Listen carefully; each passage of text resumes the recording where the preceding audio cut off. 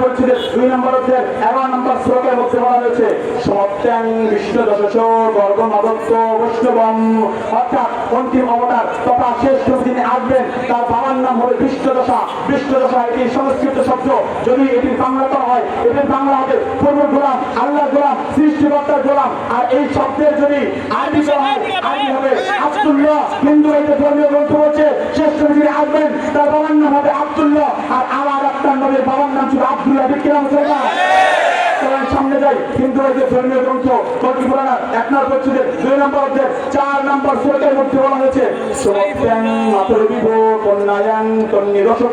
অর্থাৎ অন্তিম অবতার তথা শ্রেষ্ঠ যিনি আসবেন তার মায়ের নাম হলো সুমতি। সুমতি এটি সংস্কৃত শব্দ, যদি এটির বাংলা করা হয় এটির বাংলা যদি করা হয় এটির বাংলা হবে নিরাপদ, এটির বাংলা যদি করা হয় এটির বাংলা হবে শান্তি। আর শান্তি শব্দের যদি আরবি করা হয় আরবি হবে আমেনা। হিন্দু ভাইদের ধর্মীয় গ্রন্থ বলছেন শ্রেষ্ঠ যিনি আসবেন তার মায়ের নাম হবে আমেনা, আর আমার আপনার নবীর মায়ের নাম ছিল আমেনা। ঠিক কিনা মুসলমান?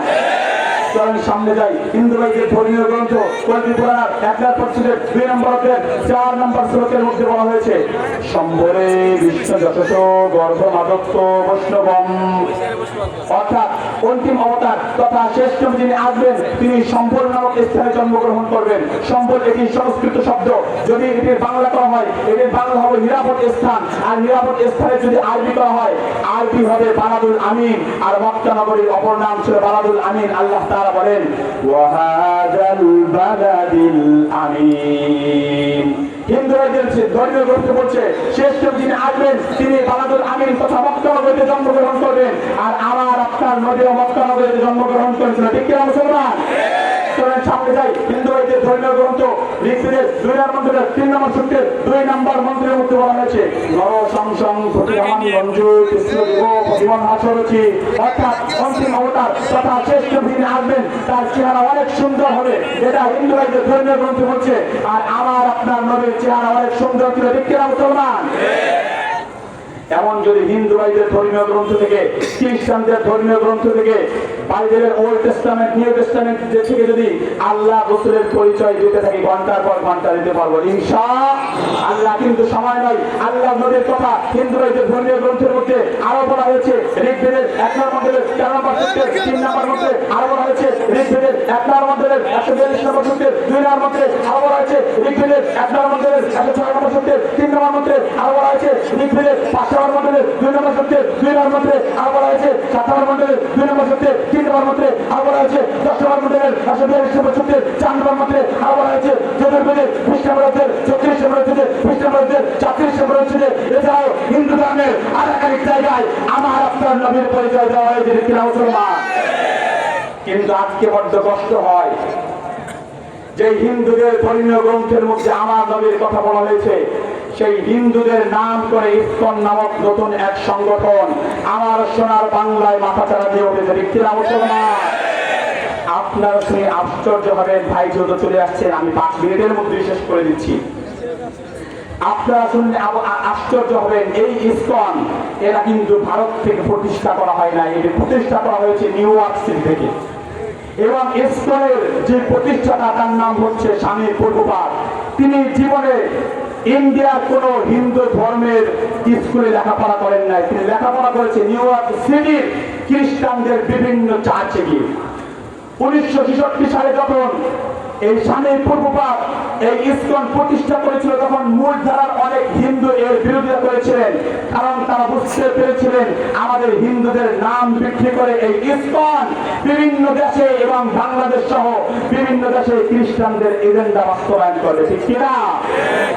ইসকনের যদি খারাপ কাজগুলো আপনারা দেখেন, পত্রিকার পাতা উল্টান 2014 সালে ঢাকার স্বামীবাগে তারাবির নামাজ পড়তে ইসকন বাধা প্রদান করেছিল। 2006 সালে সিলেটে ইসকনের মন্দিরের পাশের মসজিদে নামাজের সময় ইসকনের সদস্যরা অতর্কিত হামলা করেছিল। আপনি যদি পত্রিকার পাতা উল্টান 2016 সালে ইসকনের বিরুদ্ধে মসজিদের ইমাম ফেসবুকে স্ট্যাটাস দেওয়ার কারণে তাকে হত্যা করেছিল। আলোচিত হত্যা আবদার হত্যা মামলার প্রধান যে আসামি তিনিও ইসকনের সদস্য ছিল। ঠিক কিনা মুসলমান? আর জন্য আমরা বলতে চাই সর্বশেষ অ্যাডভোকেট আরেকটি ইসকনের সদস্য হত্যা করেছে। আমাদের টঙ্গীর মসজিদের ইমামকে স্কুলের সদস্যরা গুম করতে চেয়েছিল, তারা পারে নাই, ঠিক কিনা? এই বাংলাদেশের সার্বভৌমত্ব নষ্ট হোক আমরা কেউ চাই? আমরা কি কেউ চাই? আমরা কেউ চাই না। এজন্য জাতির কর্ণধার যারা আছেন তারা তাদেরকে আমরা বলবো ইসকনকে নিষিদ্ধ করে, ঠিক কিনা? আমরা চাই আমাদের বাংলাদেশ যেমন শান্তি দিয়েছে তেমন শান্তি থাক, ঠিক কিনা? আমাদের দেশকে আমরা ইজারা দিতে চাই, সর্বশেষ কথা আমাদের দেশকে আমরা ভাড়া দিতে চাই, বাংলাদেশে কি আমরা ভাড়াটিয়া হিসেবে থাকতে চাই। এজন্যই তো বলি ইসকন যদি গৌর গোবিন্দের ভূমিকায় মাঠে নামে, আমরা কিন্তু শাহজালালের ভূমিকায় মাঠে নামতে বাধ্য হব,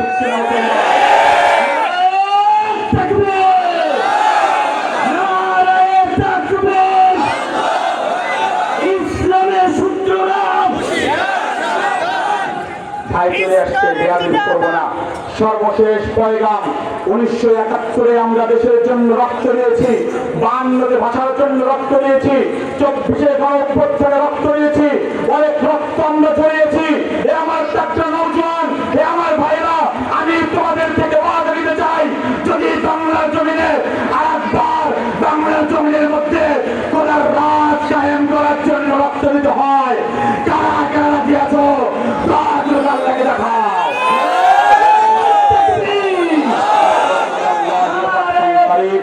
هذا ما عندي والعلم عند الله.